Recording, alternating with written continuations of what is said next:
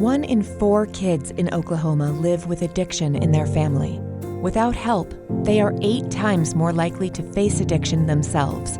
That's 250,000 children right here in our state. This is one family's story. For me, when I walk into a PFO event, I just feel safe. There was a lot going on in our life. I think addiction was a big monster to them, and I tried to help them myself, but I didn't know much about it at the time either. Like, why is this happening? Like, what did I do? Like, and it's hard to have hope because you feel despair all the time.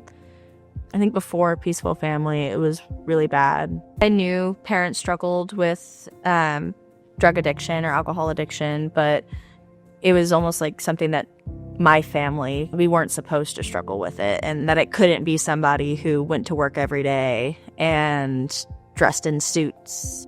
I think I was 14-ish. Honestly, when she said that I was going to go to the camp, I didn't think I needed to go. The first thing I remember from both camps, the girls came home talking about rocks. She started with a literal bag of rocks. It was a backpack that she had filled with these painted rocks that had words on them like shame or guilt or fear, a lot of heavy words. And she had us carry this bag.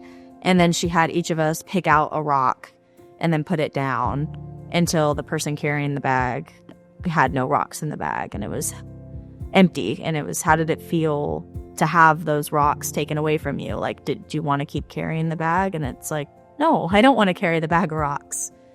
And so then we went and created our own bag of rocks. And then she gave us the option to discard any of the rocks that we felt that we didn't need anymore. Or we could keep the rocks, like if we weren't ready to let them go.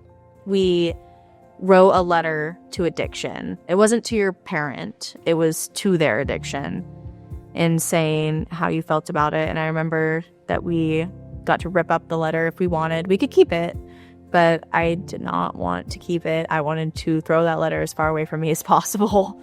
And so I ripped it up into a bunch of little shreds, and then we threw it on the floor. And then we left it there, and we went out to lunch. And it was a really smart way of going through something really heavy and hard and then saying, okay, you've done it. I think I would want most families to understand that they're not the only ones. And it feels scary and embarrassing, and you don't really know where to go or what to do or who to talk to, because sometimes addiction can just feel so big and daunting. Peaceful Family is about love and loving the person that has the substance use disorder and continuing to treat them as a person. When things get hard, just remembering kind of what we've been taught, take a breath and say, okay, what can we do? What do we know? What were the resources we've been taught to use to get through this situation? My hope for my family now is just to continue to grow and continue to heal. I'm proud of our resilience, that we're still going. I think there's so many in Oklahoma that are not aware of this program, and I try to tell everyone I know about it because it has been so impactful in our life, and I don't know where our family would be without Peaceful Family Oklahoma. In Oklahoma, 250,000 children are impacted by addiction in their families. Our bold vision is to reach 25,000 of them by 2030.